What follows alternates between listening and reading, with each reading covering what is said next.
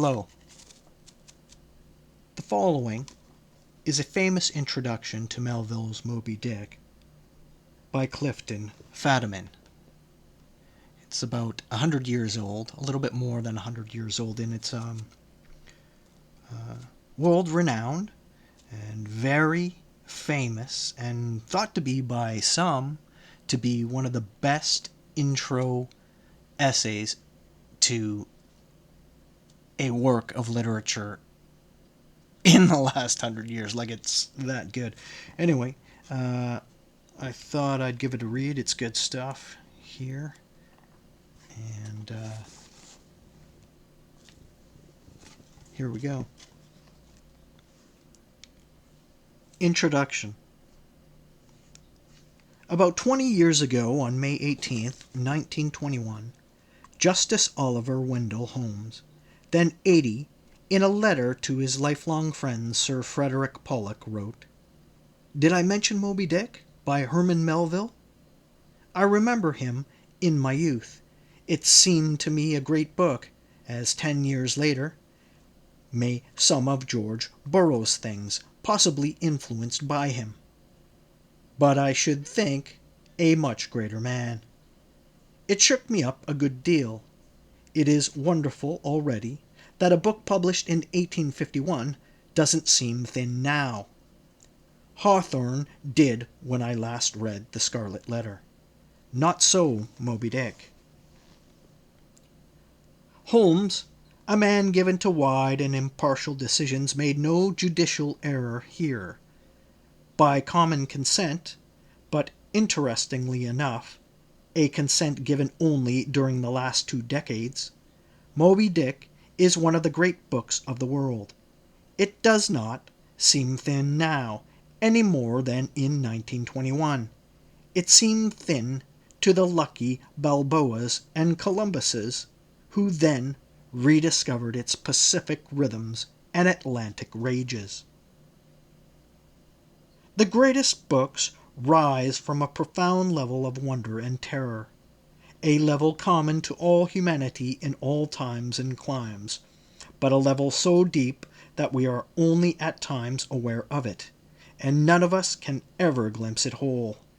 From time to time, a man, Cervantes, or Dostoevsky, or Melville, lets down into this deep well the glorious, pitiful bucket of his genius, and he brings up a book, and then we read it, and dimly we sense its source, and know that source to be something profound and permanent in the human imagination. The mysterious liquid drawn from this well is never crystalline. Rather does each man, as he looks into it, see mirrored a different set of images, reflections, points of light, and layers of shadow. All great books are symbolical myths, overlaid like a palimpsest with the meanings that men at various times assign to them. Moby Dick is a book about evil. Melville, with his characteristic irony, said of it, "I have written a wicked book, and feel as spotless as the lamb." At no time in his life was Melville ever notably happy, but at 32, when he sat down to the composition of his masterpiece, he was notably miserable, a sick, worried, and unhappily married man. Some of the poison of his personal life was undoubtedly discharged, veiled in symbols, into the book. But if this were the only impulse behind Moby Dick, it would be but a subjective work of the second order. Like Childe Harold, Melville's despair was metaphysical as well as personal. His awareness of evil goes beyond his own constricted circumstances. His book is not a lament, but a vision.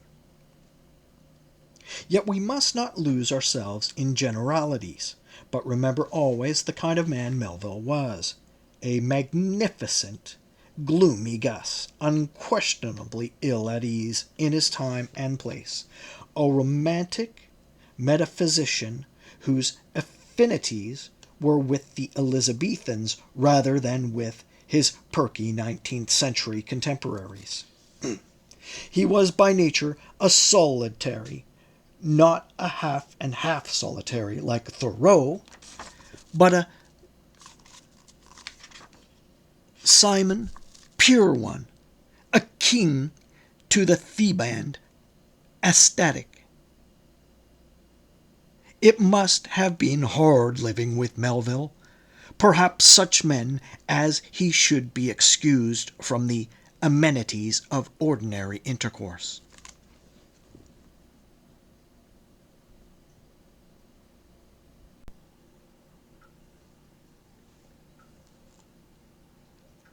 He was not a literary man in a sleek professional sense.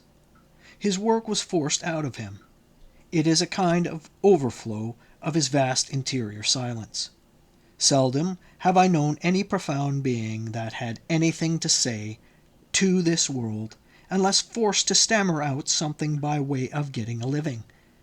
Again he says, "This whole book is but a drought, nay, but the drought of a drought." A pessimism as profound as Melville's, if it is not pathological, and his is not, can exist only in a man who, whatever his gifts, does not possess that of humor. There is much pessimism in Shakespeare, but with it goes a certain sweetness, a kind of radiance. His bad men, Macbeth, Iago, may be irretrievable, but the world itself is not irretrievable. This sense of balance comes from the fact that Shakespeare has humor, even in the plays of his later period.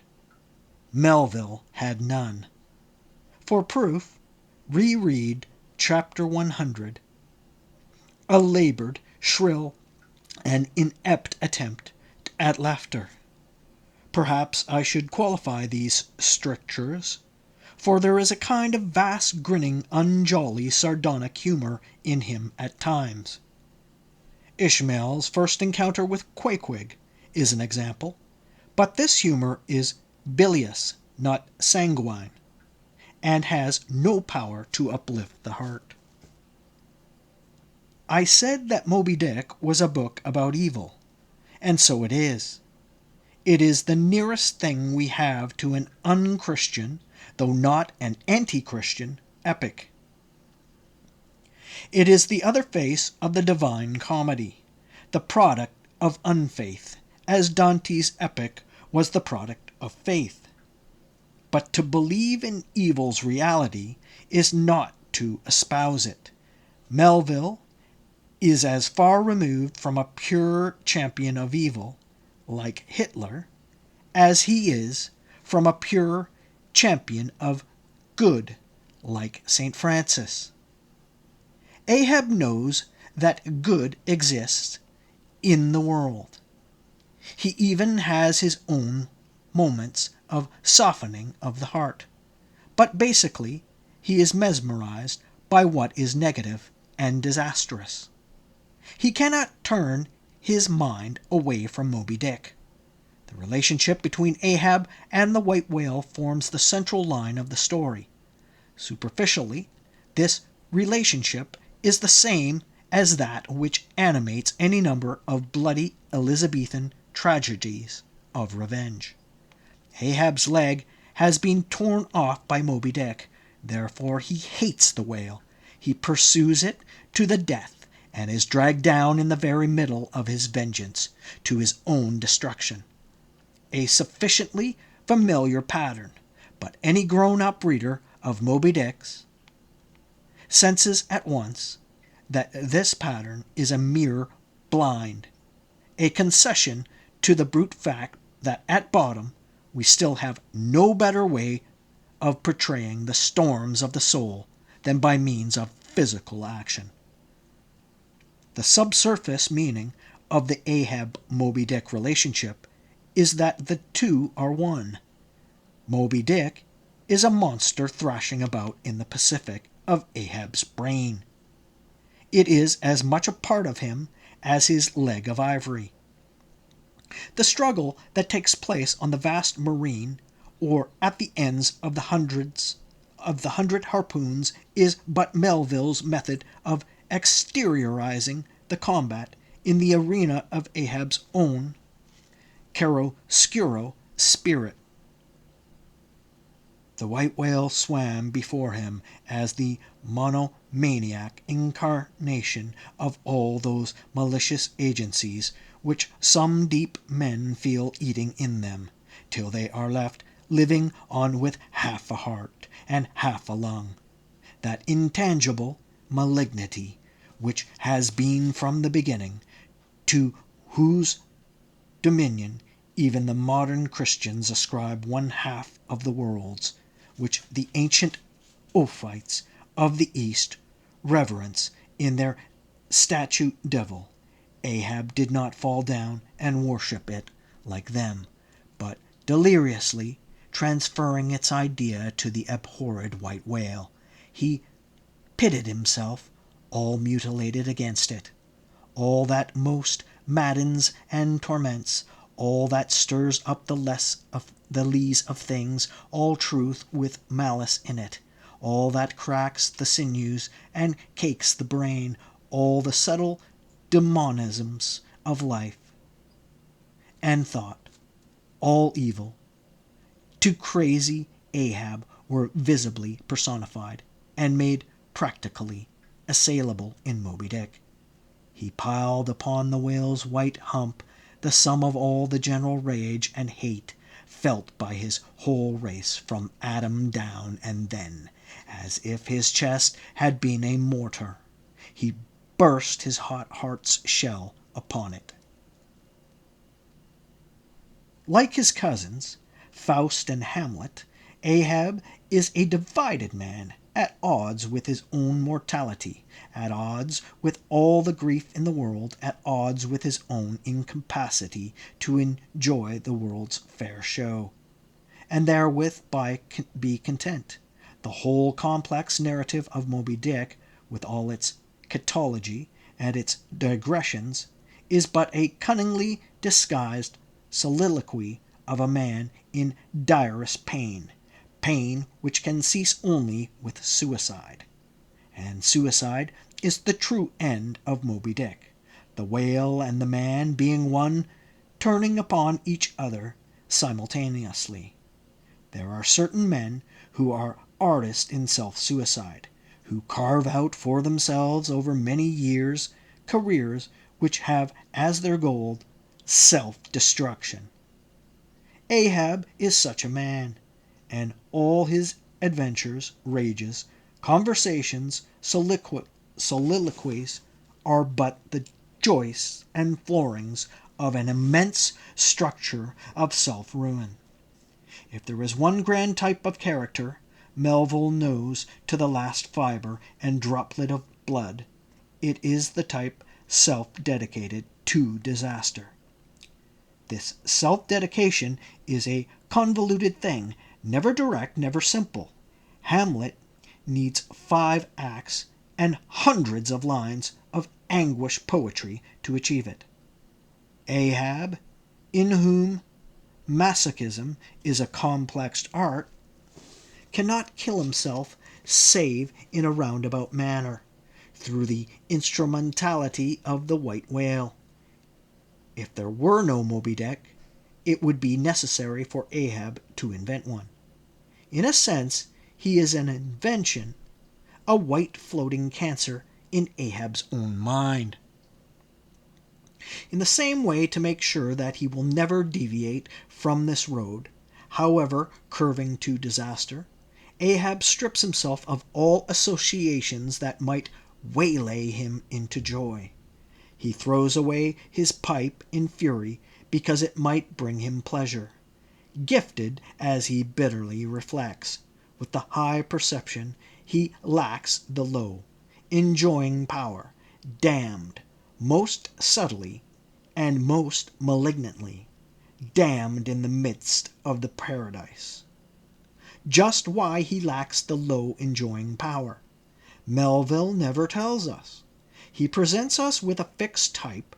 The causes of its fixity do not concern him. To give him a certain surface rondure of motivation to Ahab's pessimism, he offers us the amputated leg. But we are not taken in by it. We know that this lightning-seared soul was deep in hell, even in the days when he stood upon 2 feet of living bone. Moby Dick is a pretext, or, as Melville would say, a symbol. Why do his men fear Ahab? Compare their emotion with that felt by the sailors with respect to Wolf Larsen in The Sea Wolf. In Jack London's novel, the men are afraid of Larsen, another man, another creature, and therefore their fear is overcomable. But no one on the Pequod, however brave he be, can overcome his fear of Ahab, because the fear is seated in himself. His Ahab fear is a fear of himself, or rather, of the pit of blackness, the central dark mother lode of despair, which every man at times knows to be within him. But we are afraid to confess this primordial horror. When we come upon one who, like Ahab, does confess it, exulting in his confession, we shrink back as if we had looked in the mirror and seen there the horrid head of a Gorgon. It is the self-fear that explains Ahab's unholy domination of his crew. It explains to the desperate joy with which the men pursue Moby Dick, as if they felt that by killing the monster they could exorcise the fear and dispel with their puny harpoons the gathered and oppressive malice of the world. It is now generally recognized that the canons of the ordinary novel do not apply to Moby Dick. If we applied them, we should be forced to put it down as inept, occasionally powerful, but on the whole puzzling affair. This was the conventional opinion up to 2 decades ago. During those decades, we have discovered Moby Dick to be a masterpiece. What caused this shift in perspective? To put it simply, we discovered how Moby Dick should be read. We must read it not as if it were a novel, but as if it were a myth. A novel is a tale. A myth is a disguised method of expressing mankind's deepest terrors and longings. The myth uses the narrative form, and is often mistaken for true narrative. Tom Jones is a true narrative. Moby Dick is a false narrative, a myth disguised as a story. Once we feel the truth of this distinction, the greatness of Moby Dick becomes manifest.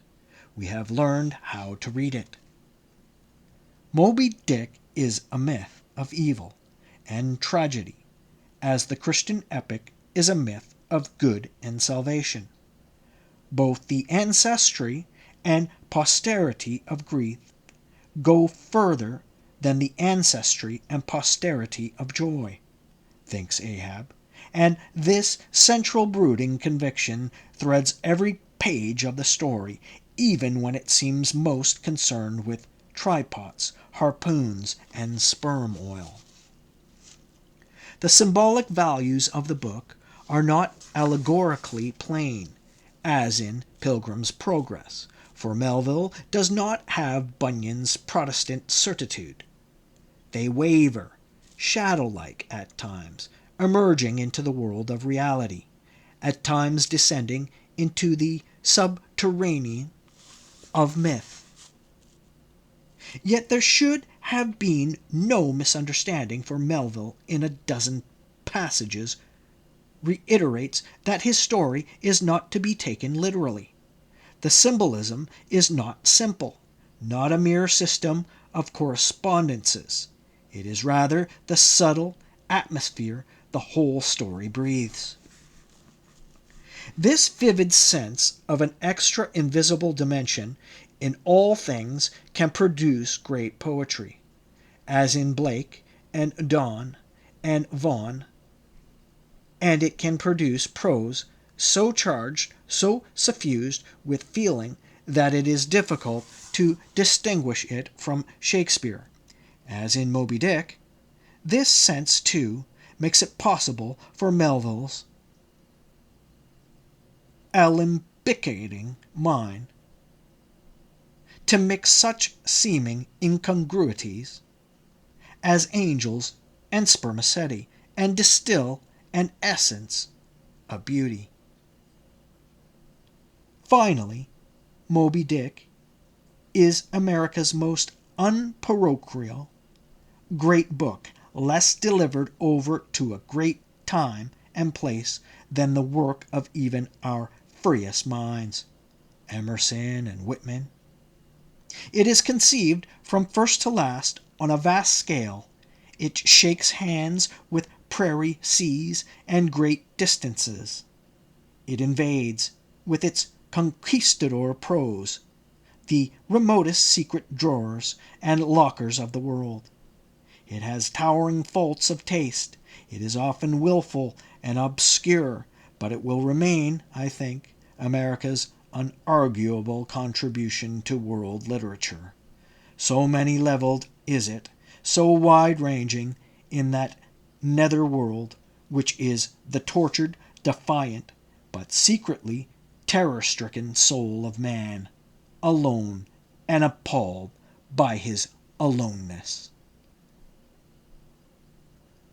Clifton, Fadiman.